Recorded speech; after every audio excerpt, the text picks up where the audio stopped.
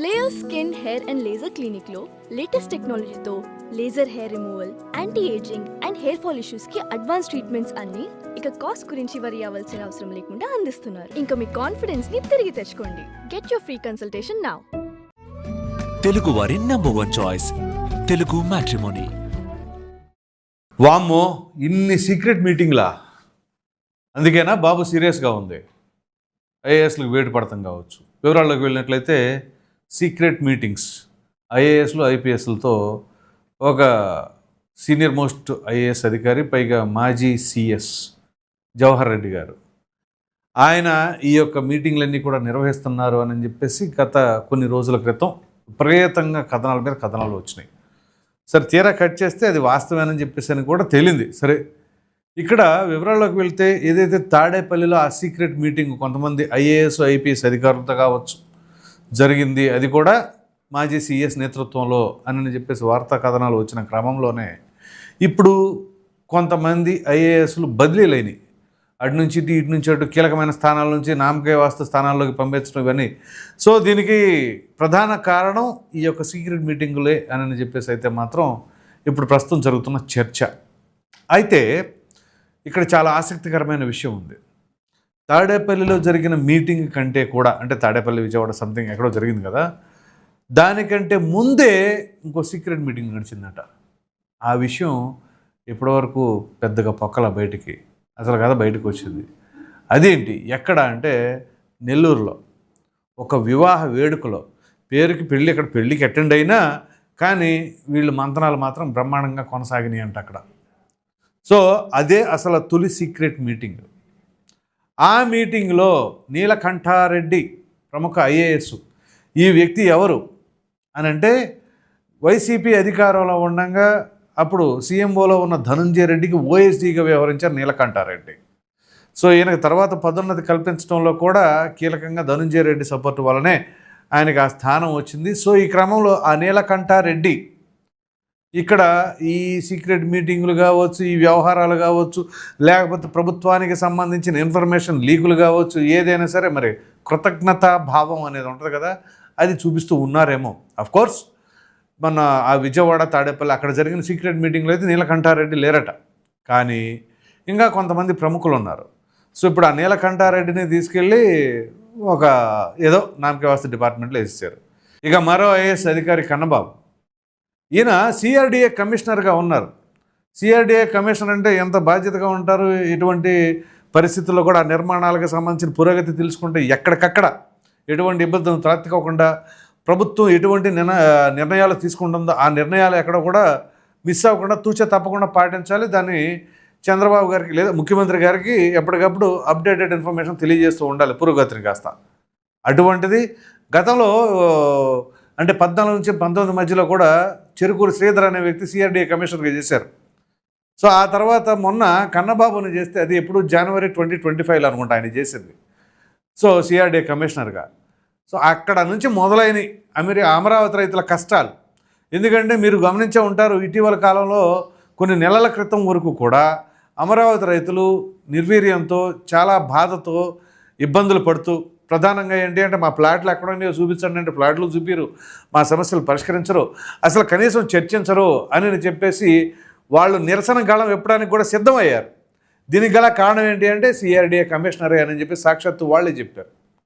So అప్పుడు CRDA కమిషనర్గా వ్యవహరించినటువంటి కన్నబాబు ఈ అమరావతి రైతుల ఆందోళన కావచ్చు, వాళ్ళ ఇబ్బందులు గురి కావచ్చు, వాళ్ళకి సమస్యలు రావడం పట్ల కావచ్చు, ఆ సమస్యలు పరిష్కరించే వైపు ఎక్కడా కూడా ఆయన ఇనిషియేటివ్ తీసుకోలేదు. సో దీనికి ఎప్పుడైతే ఆ కమిటీని నిర్ణయించారో కేంద్ర మంత్రి పెమ్మసాని చంద్రశేఖర్ కావచ్చు, అలాగే మంత్రి నారాయణ గారు కావచ్చు, అలాగే తాడికొండ ఎమ్మెల్యే శ్రవణ్ కుమార్, వీళ్ళ ముగ్గురు త్రిసభ్య కమిటీలో వాళ్ళు ఆ సమస్యల పరిష్కారం, ఆ తర్వాత ముఖ్యమంత్రి గారితో మాట్లాడించడం ఇవన్నీ జరిగినాయి. కానీ కన్నబాబు ఒక అధికారిగా ఏమాత్రం కూడా దానికి చొరవ చూపలేదు అని చెప్పేసి అయితే విమర్శలు ఉన్నాయి. ఈ క్రమంలోనే తాజాగా ఆయన్ని సిఆర్డిఏ కమిషనర్గా కూడా తప్పించారు. సో ఆ ప్లేస్లో విజయరామరాజు గారిని తీసుకొచ్చి పెట్టారు.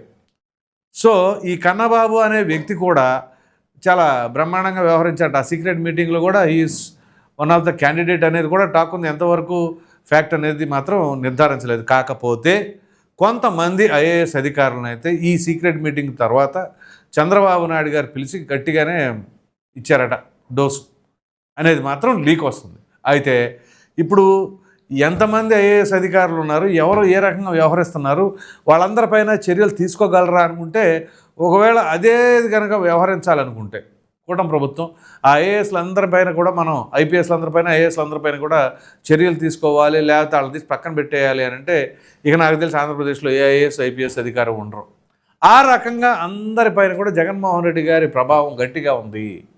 అంటే చంద్రబాబు నాయుడు గారు సుదీర్ఘ రాజకీయ కాలం ఆయన ఉన్నా ఆయన ప్రభావం ఎక్కడ ఎవరి మీద పెద్దగా లేదు. జగన్మోహన్ రెడ్డి ఏకకాలం అంటే ఒక్క టర్మ్ మాత్రమే ఆయన సీఎంగా చేసేసరికి వ్యవస్థల్లో ఎక్కడెక్కడ కీలకంగా ఉండే అధికారులు సైతం కూడా ఆయన పట్ల ఆ రకంగా విధేయత చూపుతూ ఉన్నారు. వీరిద్దరికి మధ్య వ్యత్యాసం ఏంటి? జగన్మోహన్ రెడ్డి గారి దగ్గర ఏమాత్రం ఇట్లాంటివి ఇన్ఫర్మేషన్ లీక్ అవుతుందన్నా ఆయన అధికారంలో ఉండగా ఏదైనా సీక్రెట్ మీటింగ్లు పెడుతున్నారంటే నిర్దాక్షిణ్యంగా ఇక వాళ్ళు ఐఏఎస్లు ఐపీఎస్లు అని కూడా చూడరు. ఇక అఫ్కోర్స్ సాహసించరండి, వాళ్ళ ఆలోచన కూడా రాదు. ఆలోచన వస్తేనే భయం. జగన్మోహన్ రెడ్డి గారు సీఎంగా ఉండగా మనం ఇంకొక మీటింగ్ పెడతామా, ఇంకేమన్నా ఉందా అనే ఆలోచనలోనే ఉండదు. అదే చంద్రబాబు నాయుడు గారు సీఎం అనుకోండి, ఏం కాలేండి పెట్టుకోవచ్చు. బాబు గారు కొంచెం మెతగ్గా ఉంటారు, ఎందుకంటే అధికారులతో ఎలా పని చేయించుకోవాలని చూస్తారు కానీ ఎలా వాళ్ళని ఒత్తిళ్ళకు గురి చేయాలి, వాళ్ళని భయపెట్టాలి అనేది ఉండదు. ఆయన వీలైనంత వరకు వాళ్ళ యొక్క స్కిల్ ఏంటి, వాళ్ళ దగ్గర ఉన్న ఎబిలిటీ ఏంటి, దాన్ని మనం రాబట్టుకోగలగాలి. తద్వారా రాష్ట్రాన్ని ఎంత ముందుకు నడిపించాలి అన్న ఆలోచనలో ఉంటారు కానీ భయపెట్టేయాలి, వాళ్ళు మనం చూస్తే దడదళ్ళాడిపోవాలి అనే ఆలోచన ఉండదు. ఇదే జగన్మోహన్ రెడ్డి గారి దగ్గర అయితే మాత్రం అది ఉంటుంది. అందుకని అధికారులు ఎవరో కూడా కిక్కురు మనకుండా ఉండేవాళ్ళు. అప్పుడెప్పుడు 1994 మధ్యలో ఏ ఒక్క అధికారి అయినా సరే ఎక్కడైనా సరే నిబంధనలు ఉల్లంఘించడం కానీ ఉల్లంఘించడం సంగతి తర్వాత అసలు నిబంధనలు పాటించిన వాళ్ళు ఉండారా? కనీసం వాళ్ళ యొక్క విధులు ప్రాపర్గా నిర్వర్తించారా? జగన్మోహన్ రెడ్డి గారు ఏం చెబితే అది తప్ప ఏదైనా చేశారా? ఎంతో పెద్ద పెద్ద సీనియర్ మోస్ట్ ఐపీఎస్ అధికారులు ఉన్నారు. అప్పటి వరకు కూడా ఎటువంటి డార్క్ స్పాట్ లేని అధికారులు ఇక రిటైర్మెంట్ ఏజ్కి ఒక 5 ఏళ్ళు 6 ఏళ్ళు ఉన్న సమయాల్లో కూడా వాళ్ళు ఇక అప్పటి వరకు వాళ్ళు ఫాలో అయిన విధానాన్ని ఇవన్నీ కూడా ప్రక్కన పెట్టేసి ఇక ఎథిక్స్ లేవు, వాళ్ళకి ఇవేమి లేవు అనే తరహాలో మారిపోయి ఇక తప్పదు. ఇక మరి ఎంతకాలం మన కెరీర్ని కాపాడుకుంటూ వచ్చి ఈ 5 ఏళ్ల కాలంలో మరలా ఇప్పుడు ప్రభుత్వం ఒకవేళ అటు ఎట్లా చేయని చెప్పేసి మళ్ళీ వాళ్ళ మాట కాదనక అనవసరంగా మనం లేనిపోయిన సస్పెన్షన్లు ఎదురు కావడం ఎందుకంటే కళ్ళు మూసుకుంటే అయిపోద్ది అనే తరహాలో ఇప్పుడు జగన్మోహన్ రెడ్డి అంటున్నారు చూసారా, కళ్ళు మూసుకొని తెరిస్తే 5 సంవత్సరాలు అయిపోద్ది. అదే తరహాలో వాళ్ళు కూడా ఈ కళ్ళు మూసి తెరిస్తే మన పదవీ కాలం పూర్తయిపోతే రిటైర్మెంట్ అవుతాము. సో ఇటువంటి పరిస్థితుల్లో మనకెందుకులే ప్రభుత్వంతో తలనొప్పులు అని చెప్పేసి రాజీ పడి మానసికంగా ఇబ్బంది పడి కళ్ళు మూసుకొని చేసిన పనులు ఉన్నాయి. సో అటువంటి పరిస్థితి ఇక్కడ చంద్రబాబు నాయుడు గారి హయాంలోకి వచ్చేసరికి మరి గత ప్రభుత్వమే ఉన్న తీరులో వ్యవహరించడం, అసలు సిఆర్డిఏ కమిషనర్ అంటే ఎంత ప్రతిష్టాత్మకమైన సీట్ అది. మరి అటువంటి చోట రాజధానిని త్వరగా నిర్మించాలి అని చెప్పేసి ముఖ్యమంత్రి గారు లేదా డిప్యూటీ సీఎం గారు దానికోసం అహర్నిశలో శ్రమిస్తే సరిపోతుందా? సదరు అధికారుల కోఆపరేషన్ ఉండాలి, ఆ అధికారులు రైతుల మధ్య సమన్వయం ఉండాలి, వాళ్ళ డిమాండ్స్ ఏంటో తెలుసుకోవాలి. అది ఎక్కడా కూడా లేదు, ఆ గ్యాప్ అలాగే ఉంది. సో మరి ఇవి ఇలా ఉంటే ఇక ప్రభుత్వం సాఫ్ట్గా స్మూత్గా ఎలా రన్ అవుతుంది? ఎక్కడ కూడా స్మూత్గా రన్ అయ్యే అవకాశాలు లేకుండా చేశారు కదా. సో అందుగురించే ఇక్కడ ముందుగా నెల్లూరులోనే ఆ సీక్రెట్ మీటింగు, ఆ తర్వాత ఇక్కడ జరిగిందట, ఆ వివాహ వేడుకలో జరిగింది ముందుగా. ఆ తర్వాత ఇప్పుడు బెంగళూరులో ఒకటట, హైదరాబాద్లో ఒకటి ప్లాన్ చేసుకున్నారు, బెంగళూరులో ఒకటి. సో ఎక్కడెక్కడ ఫస్ట్ నెల్లూరు, తర్వాత అదే తాడేపల్లి అంటే అదే సరౌండింగ్స్ విజయవాడ కావచ్చు, 3 హైదరాబాద్, 4 బెంగళూరు. ఇది పరిస్థితి. ఈ రకంగా సీక్రెట్ మీటింగ్ల మీద మీటింగ్లు, ప్రభుత్వానికి సంబంధించి లోటుపాట్లు ఏంటి, మనం ఏ రకంగా వాళ్ళ ఇన్ఫర్మేషన్ లాగాలి, అసలు ఏం జరుగుతుంది అదంతా కూడా తెలుసుకోవాలి. తెలుసుకుంటే వీళ్ళ భవిష్యత్తు ఏంటో తెలుస్తుంది కదా, అది వాళ్ళ బాధ. సో ఈ రాజకీయ నాయకుల భవిష్యత్తు ఎలా ఉంటుంది కానీ అధికారులు బలైపోతున్నారు. ఇప్పుడు ఐఏఎస్ రేంజ్ అధికారులు అంటే వాళ్ళ మేధస్సు వాళ్ళ తెలివితేటలు దేనికి ఉపయోగించాలి?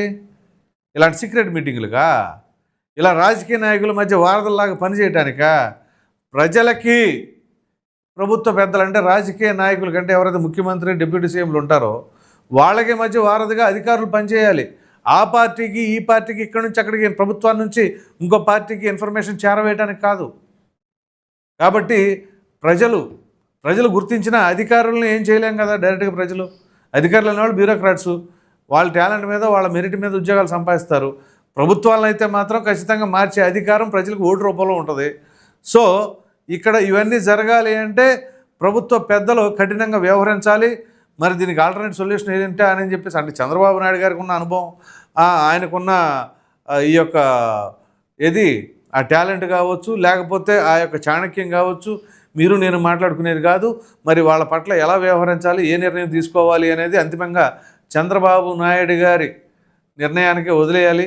మరి ఆయన ఏం చేస్తారు, ఈ ఐపీఎస్ల బెండులు తీసి ప్రజలకి ఉపయోగపడేలాగా పనిచేసేలాగా చేస్తారా, లేదా జగన్మోహన్ రెడ్డి గారికి ఇన్ఫర్మేషన్ మోసేలాగా వ్యవహరిస్తారో మరి బాబు గారు తీసుకునే నిర్ణయం పట్ల ఆధారపడి ఉంటుంది. మరి మీరు ఏం చేస్తే బాగుంటుందనే అభిప్రాయాన్ని అయితే కామెంట్లో తప్పకుండా తెలియచేయండి. Thank you.